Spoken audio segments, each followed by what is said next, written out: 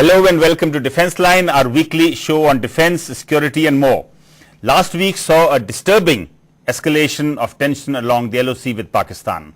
While there have been numerous ceasefire violations since 2003, the inhuman and provocative killing of two Indian soldiers in the Mendar sector recently has given a new twist to this cycle of violence between India and Pakistan. Were the two Indian soldiers killed and their bodies mutilated by Pak soldiers or by non-state actors? Did the Indian army retaliate and kill a Pak soldier the following day as is alleged by Pakistan? What next is what everyone is asking.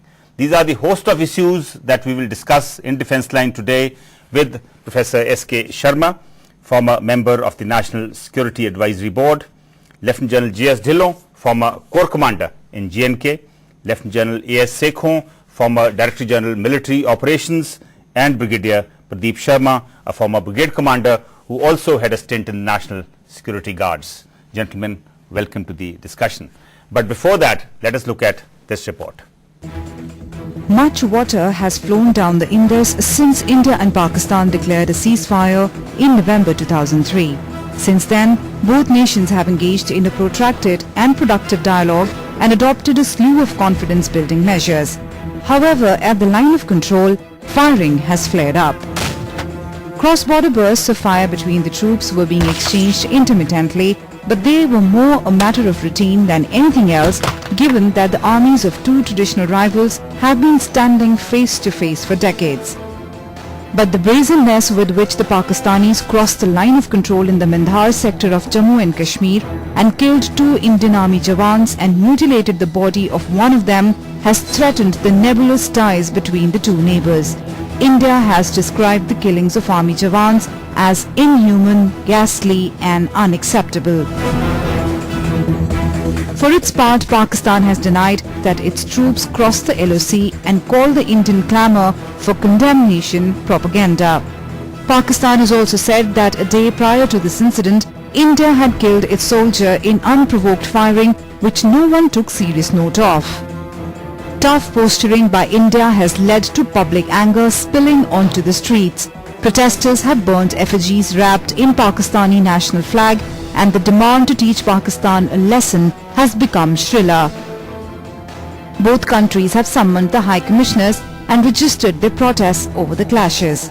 Two cross-LoC activities of trade and travel are the first casualties of these clashes, and tension appears to be mounting with fresh reports of crossfire. Amidst all this, the two sides have hoped that the Indo-Pak dialogue would not be derailed and vested interests would not be allowed to succeed in their desire to see the two nations at war. We are in discussion with three retired army officers and a former member of the NSAB. Professor Sharma, I'll start with you. Despite the ceasefire which has been operational since 2003, there have been a number of violations, in fact as many as 10 last month alone. What do you think is the problem? The problem is the two armies are standing, you see, in front of each other with their fingers on the trigger. And there is always some provocation. Last year there have been 117 and there has been 8 deaths. But what happened is in this month there has been just 4. Do you think there is nothing unusual? But I think there has been a number of ceasefire violations. I thought the ceasefire is only in name now, no? You see, it depends upon the local people, I feel. What is happening is that they are probing that which are the weak spots. Sometime it is like this, that they are trying to find out the non-actor player from where they can push the non-actor players inside India. So basically I think this time also they have come around 500 meters or 600 meter inside. I think from Indian side there need to be some more scientific measures to ensure that even in fog and other these conditions where these acts have taken place, there is some particular, because there are other sensitive borders in different countries also. Israelis, they have a very but from the tone and tenor of yours, you don't seem to be too alarmed. I don't think so. There are some hidden meanings. Is that on 30th, Pakistan was to give the most favored nation, you see, status to India. They couldn't do it because of their internal. So I was expecting something like this, something will happen where the trade, they will get a leeway time. They are saying 1 week, 2 weeks, I think there is. So you think all this is planned? Yeah, that's why the first casualty have been, they have stopped the trade. Right. I'll just come back to you. Yeah. General Dhillon, how do you view this incident, and who do you think is to be blamed, the Pak army, or do you think non-state actors? Well, this type of activity, the normal activity in J&K. It's surprising that since 2003 the level have gone down. Otherwise, in the earlier days, it was number of ceasefire violations every day and kills both sides. No, violation of the ceasefire is all right, but Yes. mutilating bodies of the soldiers, I thought that is unprecedented. I'll come to that. This is generally, it should not have happened. Good army, good leadership ensures that our troops, whichever, behave in that particular manner. Pakistan did the same in East Bengal than Bangladesh, where they paid for it. So if they have done it, then we should be looking at very seriously as to why they have done it. Has their leadership gone bad, or the troops on ground don't listen to the leaders? Because no sensible leader will tell his troops to do this. All armies all over the world. But could it be that the Pak soldiers haven't done it, and this is the action of some non-state actors? No, it could be. But point this, all these non-state actors and so on supported by Pakistan army, right? It could have been done by a militant group as well. And I won't be surprised if Pakistan tells us tomorrow that their army wasn't involved, it was the terrorists in that area which they did it. General Dhillon, while the action of the Pakistan side is terrible, but don't you think there is a failure of sorts of our own soldiers also? For example, the Pak soldiers or somebody from Pakistan intrudes deep inside our territory, kills the people, mutilates their bodies, and carries a part of the body back. What we have to see is that terrain is difficult, and saying 400 yards or 600 yards is no distance in those broken areas, right? And all our troops are there, troops keep on moving in that area, so there's nothing hidden, right? So I don't take it that going 400 yards or 600 yards is a great thing they have done. We also, which may not be publicized, we are not saints. Whenever we feel like that something needs to be done, we do it. So we should not I'm glad unnecessarily. you're admitting that. No, not admitting. You see, what happens is that you're tasked to control the LC, dominate it, and when you talk of control and domination, it does not mean that you're sitting only on your post. Do certain actions in your own area, a little closer to your other area as well, to ensure that the things happen the way you want it to happen. I'll just come back to you. General Sekho, you've been a corps commander, you've been the DGMO. How do you view this incident? This incident is different from the ceasefire violation. This is a violation of the line of control. Ceasefire violation is different, that you've broken the ceasefire. Both sides have fired at each other. That's right. That's a ceasefire violation. This is a violation of the line of control. And the violation of line of control does not happen unless it is cleared from reasonably senior level. I mean, no army, commander of the lower level, company commander, CO, or even brigade commander will dare to take the risk of sending a troops across the line of control and leave telltale signs across, and then be questioned later on. So this particular thing is a clear-cut case of an action by the border action team. They have been organizing these BAT actions earlier also. They have been at a low key for some time. And I have known this area because I have commanded the division also in this area. Nangi Tekri is well known to me. It's a well wooded area, and along with the fog, the visibility is very, very low. This particular body of troops of the Indians, it was a border domination patrol, right, which patrols from one post to another to dominate the place. And this particular thing must have been watched by those people for some time. They would have chosen this particular spot for some time. And on this particular night, when the visibility was poor, they've come and done it. But it has to be cleared by a reasonably senior level on their part. But what about, the mutilation of the bodies of the two soldiers? Unprecedented, unacceptable, no? Unacceptable, yes, it has happened before also. The DGMO unprecedented in recent years, actually, no? Recent years, there's not been any serious violation as such. Right. So it is perhaps one of the actions of the local person, whether he was a youngster accompanying their action team, or a JCO or somebody of that kind in the heat of the moment has done it. And I would not be surprised in case these people who have taken back the head have been rewarded. On the other side, that's the mindset of a Pakistani soldier. Since you've been the DGMO, how effective is the hotline between the two DGMOs? Hotline is very effective when for cases like somebody has strayed across to get that person back. In normal violations, you do get in touch with each other to stop firing, which generally people respond from the other side also.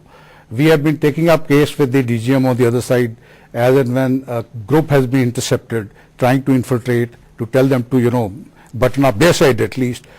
They will say yes on the telephone, but what happens on the ground is a question. So having a hotline is of great use, is it? Certainly. Vinesh Sharma, do you think we need similar hotlines even at the lower formation commanders level?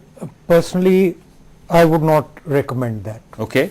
Because you will be opening up too many channels of communication across, and it's going to cause more confusion and problems for us to manage and handle rather than facilitate things. It's best to have a single point contact which is in place at the moment, and every operational formation has hotlines and direct accessibility to the MO directorate and minute to minute. Vinesh Sharma, today the Defence Minister has made a comment. He said that the prestige of the army must be maintained and will be maintained.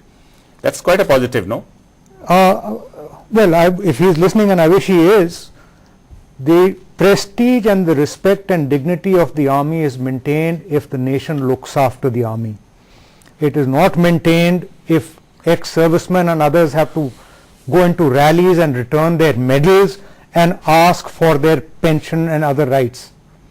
But surely the families of the soldiers, in this case the two soldiers who lost their lives, they would be seeking some kind of again, sir, the army, clarity on this from the government. The army has its own systems in place. Anyone killed in action is looked after by the army. They are given grants, the widows are looked after, the children are looked after. We don't require a defense minister to say the prestige must be maintained. We want him to maintain the prestige. Okay. Before we go to break, a quick reaction from you, Brigadier Sharma. There's been a lot of talk about the role of the media, and some people feel that the media was whipping up hysteria, the way it kind of covered this incident. What is your opinion?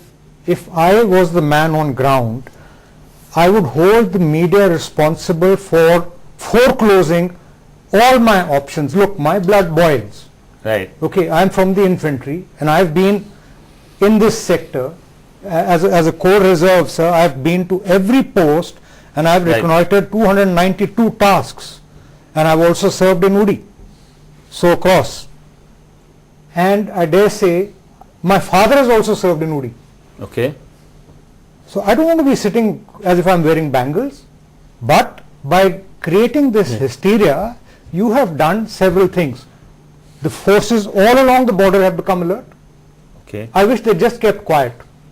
And the Pakistanis would have been intercepted as passing messages back saying that they've lost so-and-so in this post, so-and-so in that post, because Indian troops are also pretty okay. Now, since Brigadier Sharma, you served in the area and you also an infantry officer, the unit which has lost 2 men and their bodies have been mutilated, they must be very angry. So how are such troops handled at this point of time? So once again, now there are 2 ways of looking at it. One, if the media goes gaga gaga and internationalizes a thing like this, well, from an adversary like Pakistan, we expect nothing better. Okay. They don't have a code of conduct, and so we need to realize this and come to term with the fact that the Pakistanis will indulge in such acts. They've done it in the past. I don't want to name units, but my own unit suffered a sentry at the post being beheaded and his weapon being taken away. I don't want to name it, but we've got these examples earlier on. But that's not to say that after that we sit down and say, oh my, they are like this, they are like that. The Air Force, the moment there is a crash, all the pilots are up in the air. Why? Because you want to get rid of that fear psychosis which accompanies a crash and loss of life. So if I was as a military man, if you were the CEO or the brigade commander, how would you react to an incident? If I were the CEO of that unit, I would have all my men out in dominating places and bringing down fire across the border. And I would probably also reward a guy who tells me that he has knocked out so-and-so guy and he's knocked out. I'll just come has back to to be. you. Here we'll take a short break. When we return, we continue our analysis of the worsening border ties between India and Pakistan. Welcome back. We are discussing the possible military options along the LoC in J&K. Professor Sharma, Pakistan has suggested that this incident or these incidents be probed by the United Nations Military Observers Group. I thought that's a good option. Why has India rejected it? No, I don't think we should fall into, because they again want to internationalize this particular issue, and with Pakistan being you see the chairman of the of the United Nations Security Council for 2 years, I think it would be a trap, and our government has done right to say that no, we are not going to do it. But both sides have their own versions of the incident. So why not get it probed by a third agency? Well, we did not accept UN intervention plus UN probes right from the day this problem started. The UN team is sitting in Srinagar just for that, but we don't go to them, which is right. Why should we go to them and ask them to go through all this? It's our own issue. So no way. Left. If we bring in a third party, no, we should handle ourselves. Why but should if you we go have anywhere? UN teams sitting in on both sides, then why not make use of them? But why? For what? For this minor issue? No, we should sort it out ourselves. As Sekhon has said, our troops are itching to do something to. Possibly these incidents could be probed by a joint commission or a joint team of the two sides. No, is that possible? Is there a precedent? I think that's the right way to go about, and that's why I think the low-level people have asked for a flag meeting, and Pakistanis have not responded, which is not surprising, because they would like to bring in the UN. I mean, looking at Pakistan, the UN observers in the Pakistan are well looked after. They are very happy when they do their tenure in because they do half the tenure in Pakistan, half the tenure in India. I think Pakistan involves them much more. As and when there is a ceasefire violation, you can generally see a blue flag vehicle on the other side. Okay. That's it. I mean, I'm talking from my experience. But as Jan Dillon has just mentioned, we don't recognize the UN people, and we should not fall into that trap, as Mr. Sharma said. I think we should go by the spirit of the Simla Agreement, which is to solve all disputes bilaterally, and that is the right way to go about. And through the instrument of flag beatings at the brigade commander level or div commander level, they should try and probe. Of course, the outcome of the probe is well known. They will deny, and they have always been denying. There would be certain telltale signs on ground which can indicate as to how an incident must have happened. There would be. Obviously, you cannot have their side coming on to that particular spot where something has happened, because it is way into our side. Telltale signs will be there. I mean, by now the local unit would have known actually which is the route followed by these people. Right. How did they go about? That would be known by now. I think Pakistan has already done it. You see, on 6th, when the first incident happened, one of the Pakistanis was killed. They have said that India has violated the LoC, and they have put in an official complaint with the United Nations Military Observer Group. So they want to make it an international issue, and we should never, under any circumstances, go. Sharma, if indeed non-state actors are involved in this, should we go in for preemptive strikes, go in for hot pursuit across the border? So once again, the collaboration and collusion between non-state actors and the Pakistani army needs no, imagination and things. It's well known. Right. And one of the reasons there are these border violations or ceasefire violations is where they want to insert some of their so-called non-state actors into our area under cover of fire. So they dominate the post by suppressing fire and all that, and they push in one way or the other. It may not necessarily be from the point where they are firing, but from some flank somewhere else. So that's one aspect. The other aspect of hot pursuit and taking out their camps and things like that, it's very much an option. But was this option ever considered? It is discussed, debated, there would be plans prepared, I'm sure General Sekhon would be. I'll chip in But there. sir, may I just, Sorry. may I, Yeah. my take on this is that if you want to do that and go public with it, because once you go across, then you have to admit that Right. you've done it. Then you have to have national will and you have to have the preparedness for the adversary to escalate also. Absolutely. Point well taken. Yes, General No, Sekhon. I was coming to that only because there have been so many times Pakistan has provoked us. They have provoked us during the parliament attack, in the attack at the Akshardham temple, Kaluchak, Yeah, that's right. I mean, you name it, so many times. And I'll tell you a very interesting thing that from the documents one can deduce it. In the Pakistan's perception, in the Indian options, whatever we can or could do, the weakest link in this whole process is the decision making. That's it. In their perception. It is their appreciation.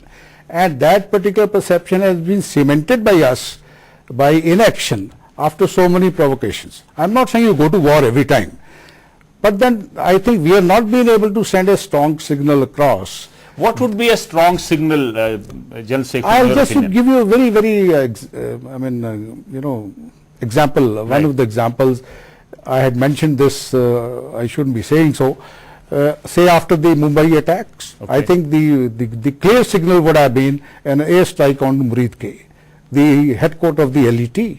No matter who is killed there and who is hit there, but the clear signal should have gone within a period of 48 odd hours, and thereafter the entire burden of pressure for not escalating the whole thing would have been on Pakistan. But here was a case that we had General suffered as Dhillon into the discussion. General Dhillon, USA has been launching these drone attacks against the non-state actors in the Afpak region. So is there an option that you would favor? You see, unfortunately, we have to go, armed forces have to follow the directions and guidelines laid down by the government. So it is first the government has to make up their mind as to how they want to hit Pakistan and how far they want to go. Once they make up their mind, then we are ready for anything. Right? Today, you take Kargil. There were restrictions that you can't go across the LC. They laid restriction that Air Force cannot fly across. With that type of restriction, that in that encounter or that operation. No, but the question that arises is that do we have pinpointed intelligence to strike across? Do we have the capability? Once all these capabilities can be built in, and these capabilities are built in once the government takes a decision, gives us the adequate funds, gives us the equipment, there's nothing which can't be done. But point is, your political leadership has to make up their mind as to how far can they go, and are they prepared to continue to get this nuisance from Pakistan? Professor Sharma, the general feeling is that we don't have the prerequisites. We have neither the mindset nor the capability. You've been a member of the National Security Advisory Board. What's your sense? No, you have to look at the threat perception. Problem is that can we go on war with Pakistan? No, you see, it is not that, as has been suggested, that you just go and strike at one. Now, we are the two nations. We may hesitate to use our nuclear arsenal, but Pakistan will not hesitate to do it. I am very clear about it, because they feel they are against the wall. So we have to look at it that what is the best way to check this particular thing. China had been doing much worse. Whole over northeast had been everywhere they have been. And we have been overlooking that. Overlooking that. Dr. Sharma, you wanted to say something? Yeah, you mentioned this nuclear threat, with both countries being nuclear. It's a bogey. No, it may be horse shit, sir. I don't care. But the point is, if media, if the public, if the international community feel that Pakistan has nukes and they can use it, then for us lies the responsibility of preparing all passive defensive measures and securing our citizenry also from death and devastation. Absolutely. Sharma, since we're running out of time, General Dhillon, what next now? Since there have been numerous ceasefire violations, should we abrogate the ceasefire, have a tit for tat for every action that happens? We should not panic at all. It's a minor issue. These things keep on happening. Let the army handle. They are strong enough. Their leadership is good. Troops are good. Don't interfere in their functioning. They will sort them out in their own way. And let's not go too much into international affairs and media affairs and everything else. Leave it to the army. Don't publicize too much. They must be already itching. This battalion commander of 13, Rajarif, he must be feeling ashamed and getting ready. That's what they do in Pakistan. Here I think we should say leave it to the government. Leave it to the, not to the government, leave it to the troops on ground. They will look after themselves and they will sort them out. Quickly before we have to wind up. Very quick issues, if you permit. One, you leave it to the army. Now in 1973, sir, I was in the Udi sector somewhere. There was a Pakistani guy from the Rangers from the other side who twirls his mustaches, does Dund Batak, and then points his LMG at me, and with a loud hailer he shouts, I also deployed my LMG and MMG, and he shouts, he says, हमारा fire खोलने का आदेश यहाँ पर है, आप Delhi phone करो. That, you know, those things have gone. Sir, no, just a minute. I'm just giving you the state of mind. And those things are gone. What did you say? There's nothing. He was not firing at me. I was not firing at him. Things are not that bad. But from that day, troops on ground can take appropriate action. So I'm coming to that. So From those that things point now, the second thing is, I want to read a quote a person by the name of Theodor Herzl, who wrote on the Israeli nation. And I quote, "We are one people. Our enemies have made us one. Distress binds us together, and thus united, we suddenly discover our strength." He writes in Jewish State.